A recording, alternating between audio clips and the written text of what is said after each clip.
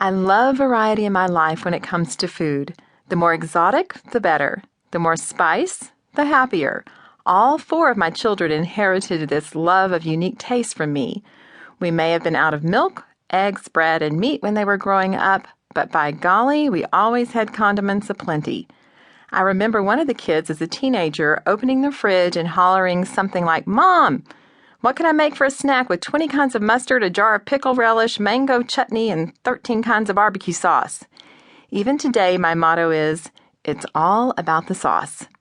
But I will admit the sauce tends to be tastier when there is something edible and solid beneath it. When it comes to breakfast, however, I'm a one-note Nelly. For a year, I've munched the same breakfast between sips of coffee, a handful of almonds and a handful of dried cherries. I'm non-functional in the morning, and it takes every sleepy neuron I own just to make coffee, much less attempt such high-functioning feats as toasting a bagel or, God forbid, pouring a bowl of cereal. Still, when it comes to same meal everyday wonders, I have to give the prize for OCD eating behaviors to my son-in-law, Rachel's husband, Jared.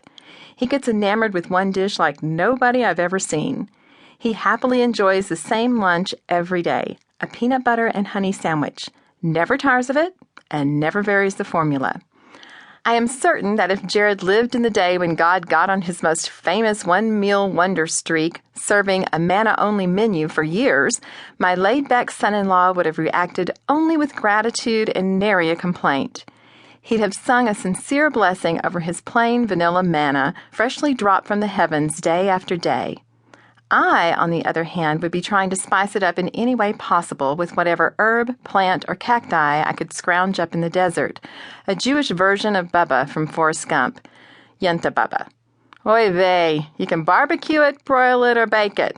I got your manna bagels, your manna matzo ball soup, your chopped liver manna.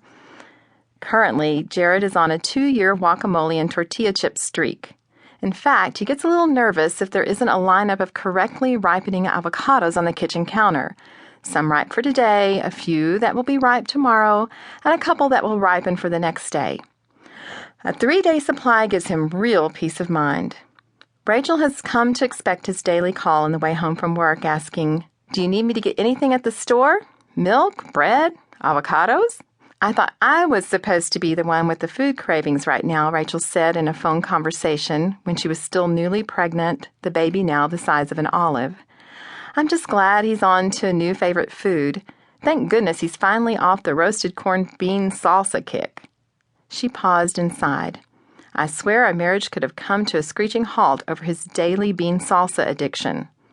I laughed aloud, remembering one of the zaniest nights in our shared history together, when Rach and Jared had been married for almost 3 years. It was part Keystone Cops, part I Love Lucy, part Iron Chef, part Emergency 911. And it all started with roasted corned bean salsa. Like a typical crime movie, we each had a different view of what occurred that fateful night. It started out with our gathering for a week-long vacation in a 2-bedroom condo in Galveston, Texas.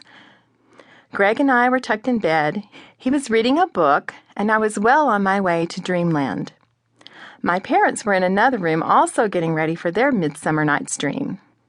Rachel and Jared were planning to sleep on the fold-out couch in the living room. All I remember next was the sound of the smoke alarm piercing our respective ears at a pitch so sharp that I wondered if we'd ever hear normally again.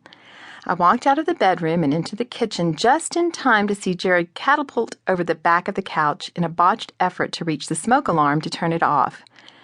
Though there was steam rising from the kitchen stove, it was nothing compared to the steam rising from Rachel's head.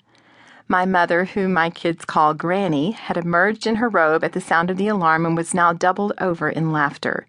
She finds humor wherever she can, and Jared's somersault was as fine a display of physical comedy as she'd seen since Dick Van Dyke tripped into his living room on America's black and white TVs in the early 60s.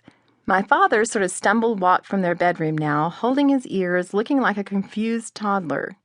We all gathered in the kitchen to share the family bonding experience of being dazed and confused together, ears aching from the alarm's relentless scream, shouting questions we could not hear answers to, which only made Mom and I laugh hard.